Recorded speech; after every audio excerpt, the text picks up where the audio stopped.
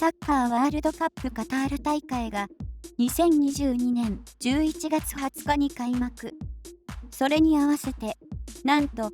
BTS メンバーのジョングクがワールドカップ公式サウンドトラックドリーマーズをリリース。今回は BTS ジョングクワールドカップ開会式前後まとめ。その時メンバーはをお届けします。ジョングクはワールドカップ公式サウンドトラックドリーマーズのステージで持ち前の伸びやかな歌声とダイナミックなダンスで会場を圧倒。しかし舞台から降りるとウィバースで生配信を行い、ファンとの交流も欠かさない謙虚さも。ワールドカップカタール大会でのジョングクの様子をまとめてみたので、ぜひご覧ください。ジョングクがワールドカップ開会式に参加。ワールドカップ公式サウンドトラックドリーマーズをリリースすると同時に、ワールドカップの開会式でステージを初披露することが2022年11月12日に公式サイトから発表されました。会場はカタールのアルバイトスタジアムで、日本時間11月20日の23時に開会式が行われることに。開会式はカタールの伝統と世界の文化を織り交ぜたプログラムで開催されるということで、ジョングクはどのような姿で登場するのかとファンたちの期待が高まりました。ドリーマーズの音源は先行して11月20日の14時に公開。現地カタールを感じさせるような音色に、ジョングクの代名詞でもある爽やかな歌声がマッチし、なんとも素晴らしい楽曲でしたよね。そんなドリーマーズのバックコーラスには、感動的なポイントがあることを明かしていたファンの方がいたのです。なんと、この曲は、カタールが位置するペルシャ湾のセーリング文化が織り込まれているとのこと。歌詞にあるアラホラダンは、当時に船員たちを元気づけるために歌われた音楽であり、ドリーマーズのイントロにも使われています。それに気づいたこの方は、音楽を通じて、文化や伝統を伝えたワールドカップカタール大会でのパフォーマンスに感動し、これを知った多くの人が学んでくれたらと期待を込めていました。日本人の私たちからすると、カタールはあまり馴染みがない国ですが、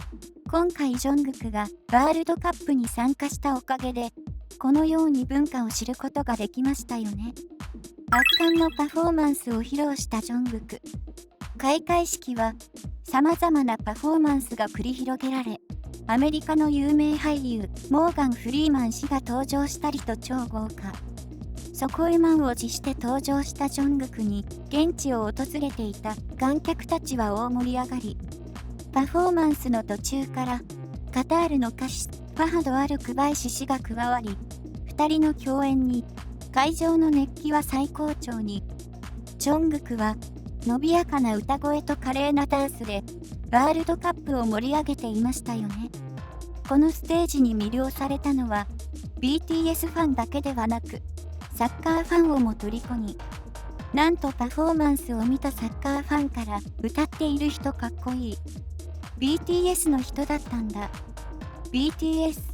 全然知らなかったけどすごい。との嬉しい反応が。そしてまさかの Twitter で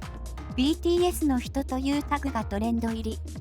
これをきっかけに BTS を聴いてみたというサッカーファンの方や、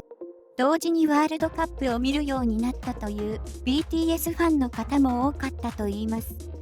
これこそジョングクとワールドカップの相乗効果ですよね。また、国際サッカー連盟 FIFA の公式 YouTube チャンネルに掲載されたドリーマーズの MV は、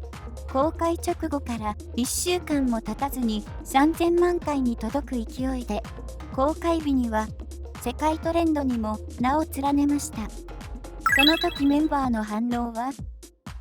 今回のワールドカップ開会式出演はジョングクのソロ活動でしたが、マンネが大舞台でパフォーマンスするということで、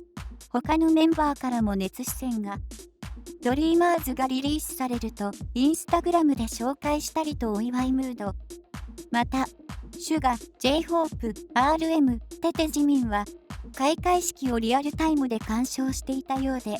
その様子を各自 SNS に投稿していましたよね。J-HOPE と RM は歓声を上げ、ジョングクのパフォーマンスに興奮しているようでした。さらに、ジョングクが開会式後に行ったWeverseライブに、なんと、シュガがコメントを残していたのです。シュガは、ジョングクの生配信も見ていたようで、ジョングク大人になったね。と、コメント。ワールドカップ開会式でパフォーマンスをしているジョングクを見て、とても誇らしく思ったのでしょうね。お兄ちゃんの顔を覗かせたシュガの姿に胸が熱くなった方も多かったのではないでしょうか。開会式Weverseの生配信。舞台裏について告白。開会式の後、すぐにWeverseライブに姿を現したジョングクは、ステージの舞台裏などを報告してくれました。なんと、ダンスの振り付けは前日に習ったそうで、そこから自分なりにアレンジを加え完成させたとのこと。また、フォーメーションなどの練習を補うため、ホテルの部屋でリハーサルを再現してみたりと努力を重ねていたようです。大きなミスもなく、無事にステージを終えることに安心したと語ってはいましたが、正直、満足できたとは言えない。と、少し悔しさを感じているようでした。ジョングクが言うには、リハーサルの時よりも、イヤモニで自分の声が聞こえにくく、自分がどんな風に歌っているか確認できていなかったとのこと。もしかしたら、このことが心残りだったのかもしれませんね。さらに、ジョングクは、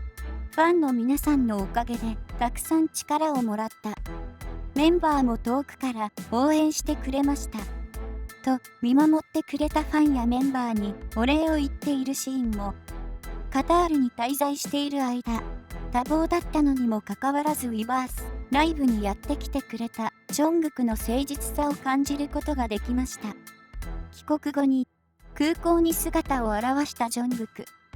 2022年11月20日にワールドカップの開会式でパフォーマンスを行ったジョングクは、翌日の21日に韓国へ帰国。空港に降り立ったジョングクはいつも通りに深々とお辞儀をし、おもむろに着ていたアウターのジッパーを下ろしたのです。すると、下に韓国代表チームからもらったユニフォームを着用。さらに出発時にも見せたエアフリーキックやダブルピースのポーズまで披露するなど、